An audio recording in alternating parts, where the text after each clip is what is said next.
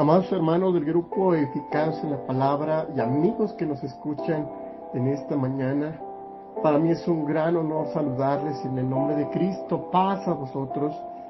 Su hermano en Cristo desde México, Marcos Tejeda, está con ustedes. Gracias, hermanos, por permitir este tiempo con nuestro Dios y poder reflexionar acerca de su palabra. El día de hoy, queridos hermanos, hemos de reflexionar acerca de las bienaventuranzas bíblicas por la obediencia. En su primera parte, el tema que se titula Bienaventurado el hombre en quien no se halla engaño. Déjeme decirle algo o un dato curioso, y es que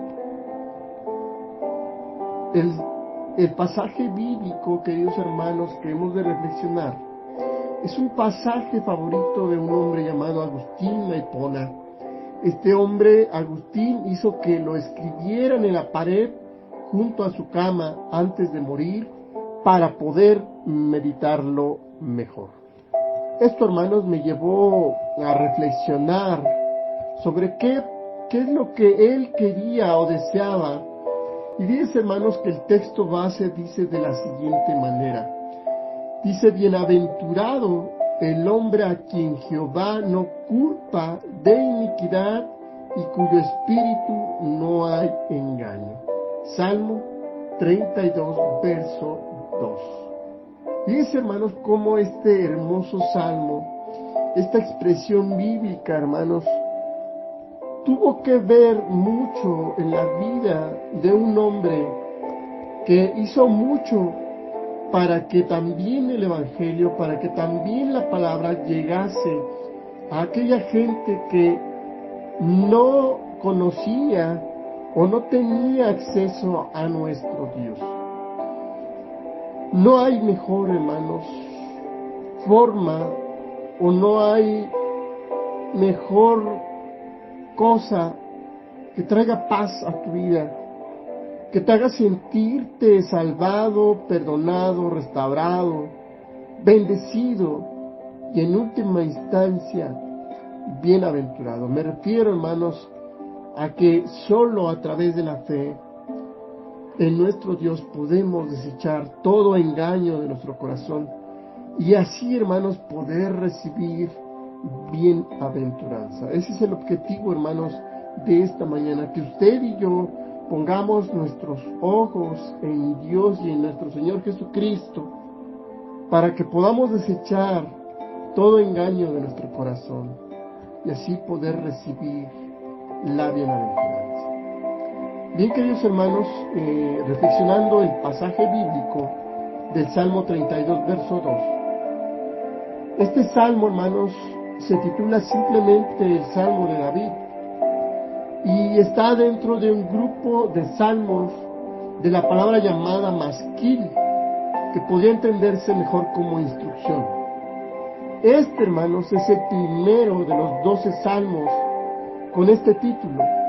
Está lleno de instrucción, está lleno de contemplación y es digno de meditación, como lo indica la frecuente repetición de Selah, tres veces en solo 11 versos. Por lo tanto, hermanos, el Salmo en sí no nos dice la ocasión específica en la vida de David que motivó este canto. Recordemos en el Salmo 51 que fue escrito claramente después del pecado de David con Betsabé y contra Urias. David prometió en el Salmo 51, versículo 13, enseñar a los transgresores tus caminos. Y este salmo puede ser el cumplimiento de este voto.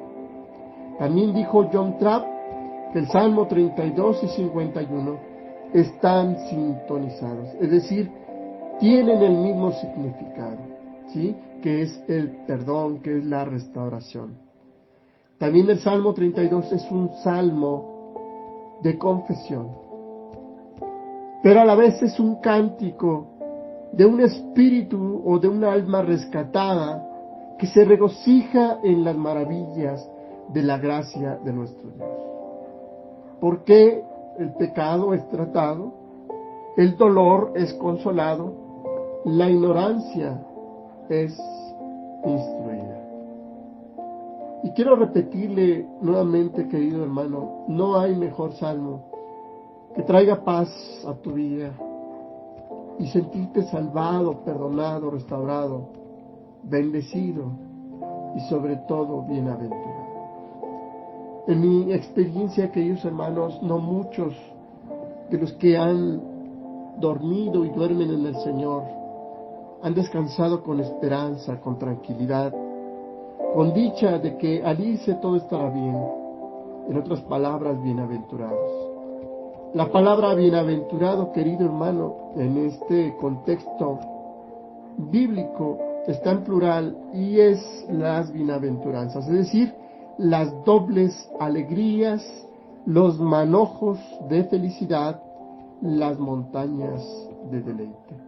El Salmo 32 muestra otra forma de ser bendecido, es decir, hacer una confesión completa y arrepentirse del pecado. Bien, queridos hermanos, ¿qué estaremos viendo en esta reflexión?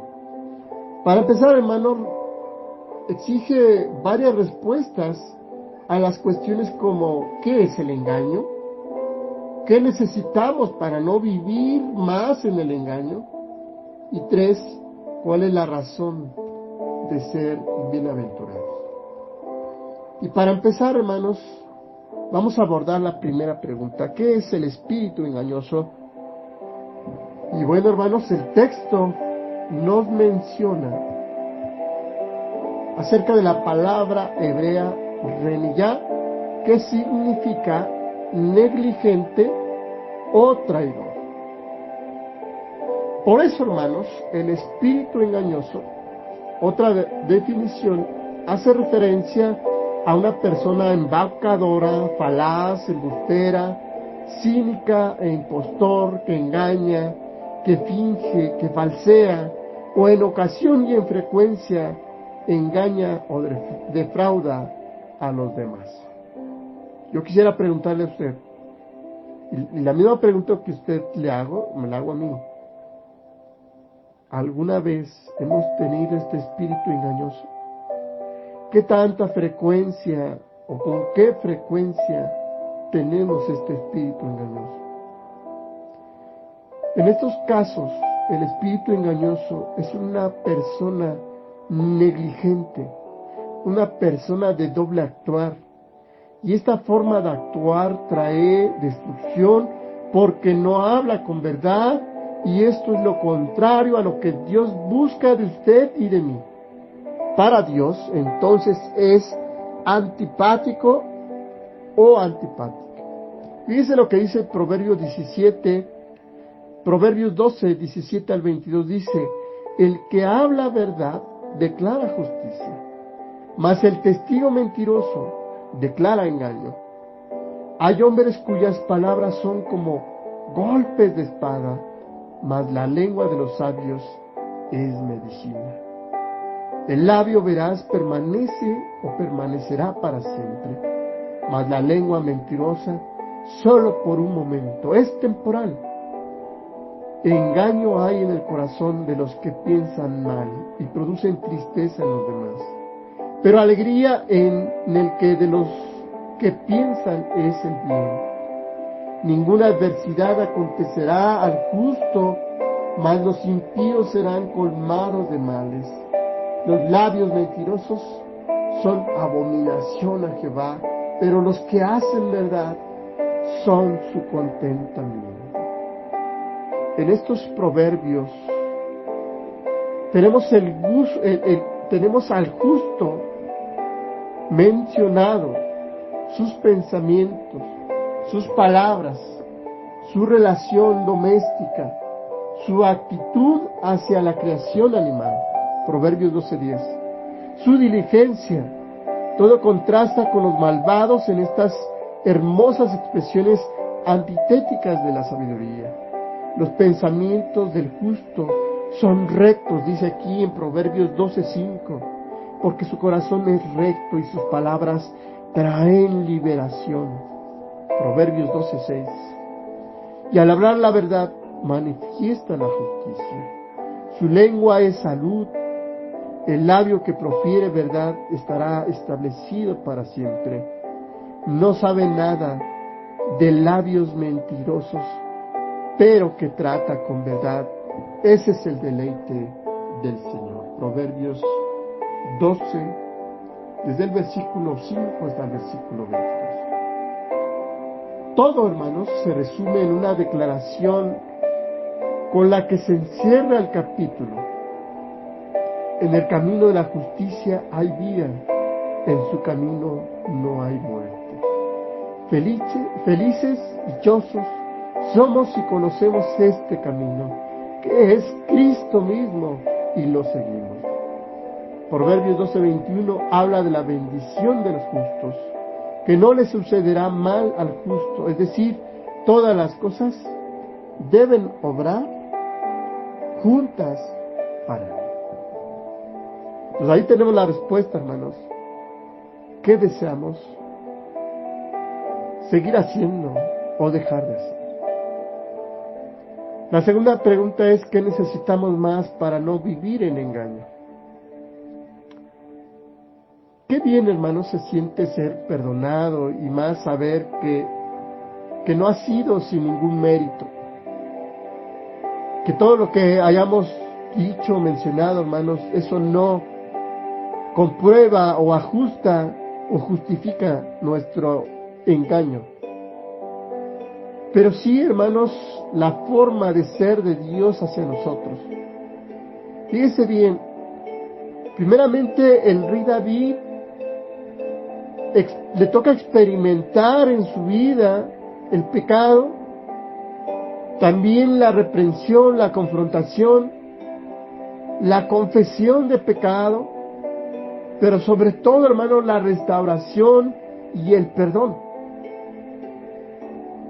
David, hermanos, también le toca compartir su experiencia, pero ahora de forma instructiva.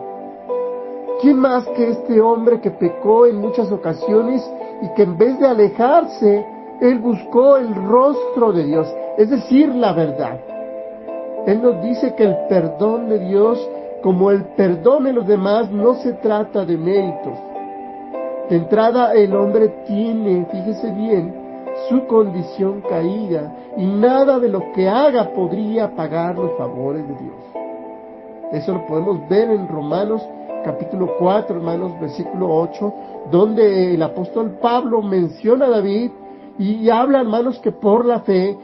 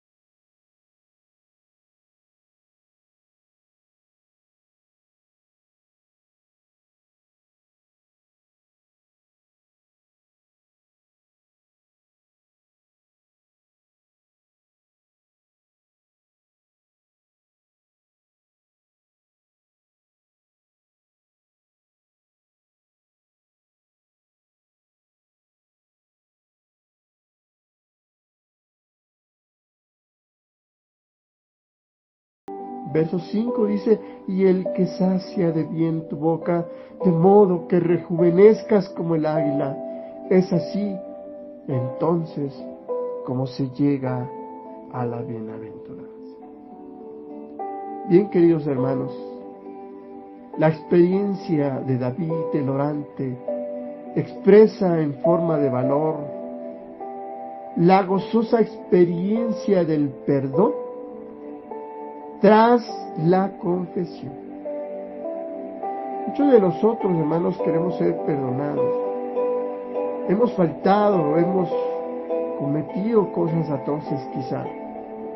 Tú, mi hermano, que me estás escuchando, quizá hay algo que tú tienes en tu corazón y que no te permite ser libre te sientes aprisionado, te sientes encarcelado, tus pensamientos, tu conciencia no te dejan paz, no dejas que tengas alegría en ti mismo y tienes una lucha contigo mismo, una lucha con tu ego, una lucha en tus fuerzas, donde solamente sientes dolor, pesar, tristeza, inclusive remordimiento.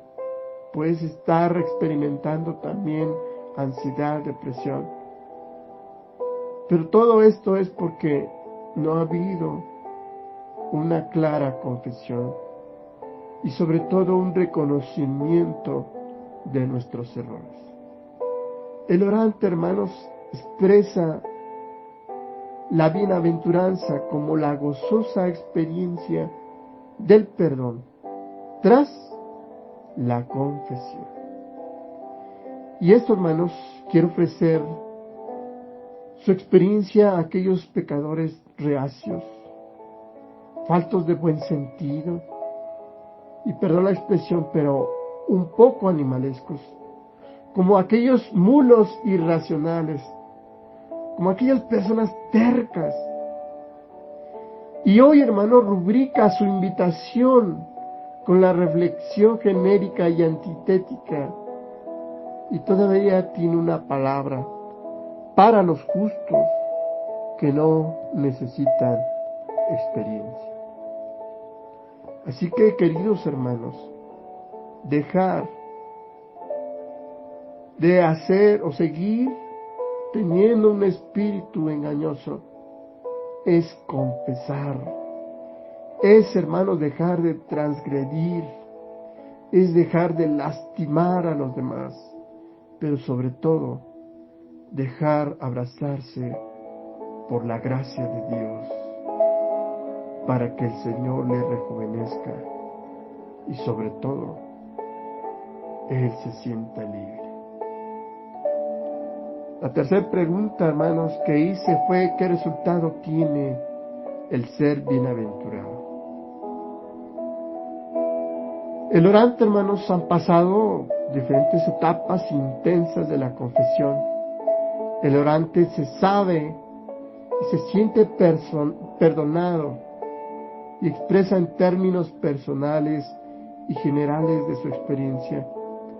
Parece pensar que el acto de confesión ha terminado, pero no es así.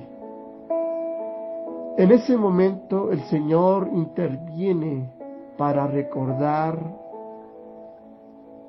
al transgresor, al arrepentido, al confesado, que el arrepentimiento y el perdón debe seguir el propósito de la enmienda.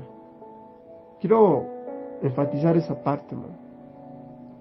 Cuando alguien te ha perdonado, cuando el Señor te ha perdonado, inmediatamente debes encontrar el propósito del perdón de Dios. ¿Cómo vas a poder sentirte bienaventurado? Bueno, primeramente, enmendando lo que has hecho. Hay una historia de una mujer que es encontrada en acto de adulterio. La ley en esos tiempos, el castigo era ser apedreado. Y es llevada frente a Jesús. Y le dice: Jesús, ¿qué dices acerca de esta situación? Nuestro Señor Jesús dice la Escritura que tomó una piedra y empezó a escribir en el piso, y que aquella expresión era: el que esté libre de pecado, que arroje la primera piedra. Hay muchas interpretaciones, pero ahorita no es el tema. Hermanos, ¿quién de nosotros no ha pecado? A donde yo quiero llegar, hermanos, es que cuando aquellos hombres que deseaban apedrear a la mujer, el haber sido confrontados, empezaron a tirar sus piedras. Y entonces Jesús le dijo a esa mujer: ¿quién te condena? Y el Señor dijo estas palabras: ni yo te condeno.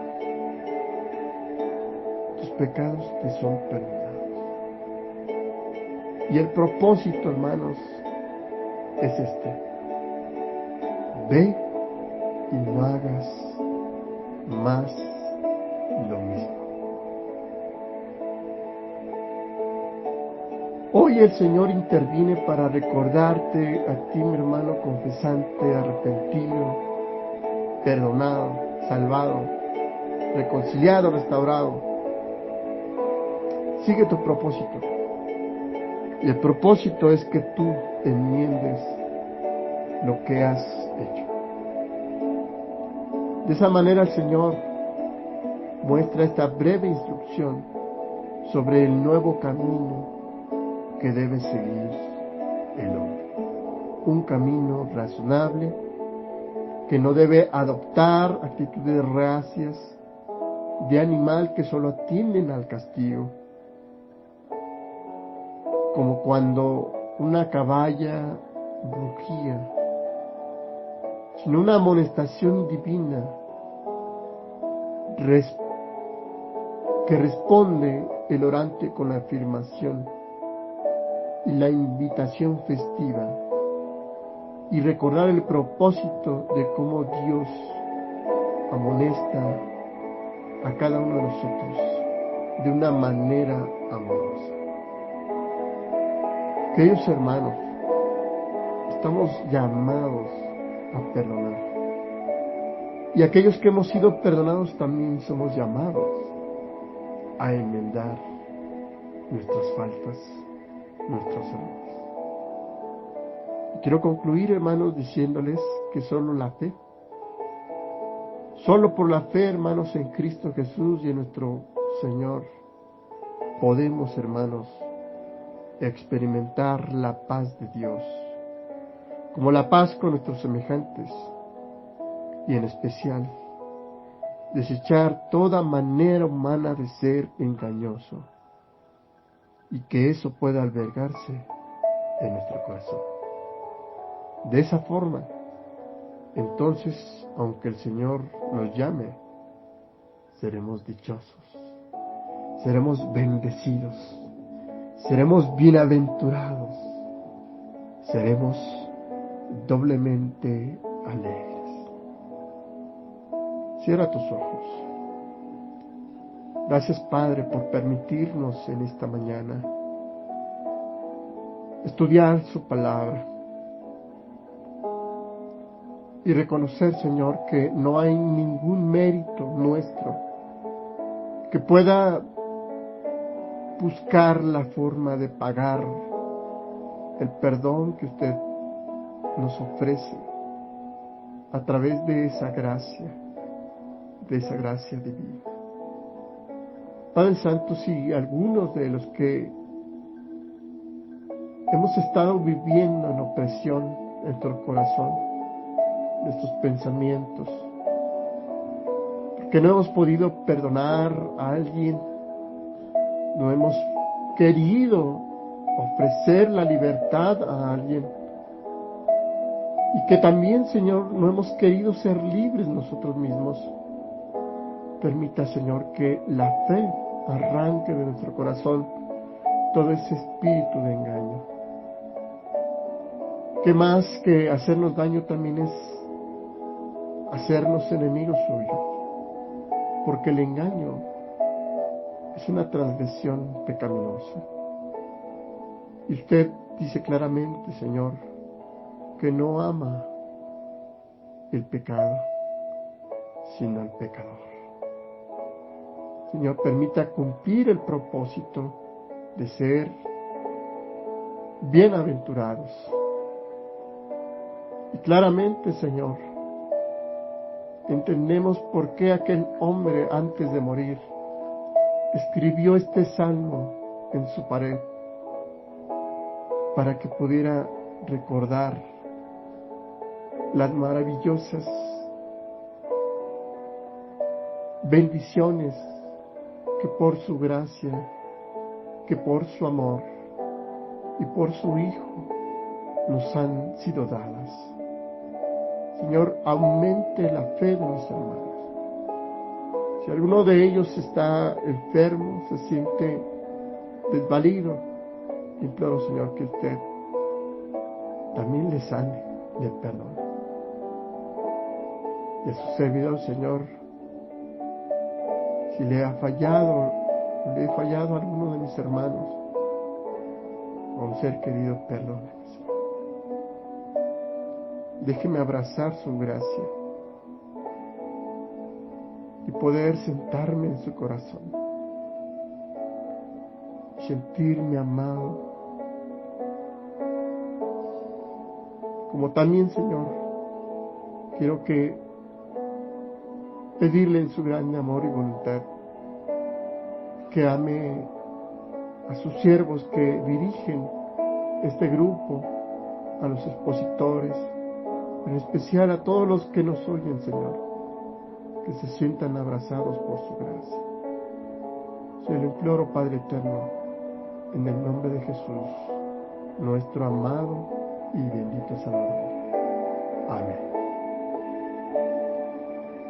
Queridos hermanos, deseo que el Señor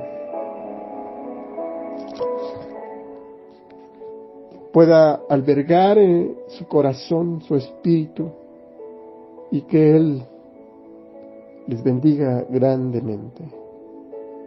Paz a vosotros, hermanos.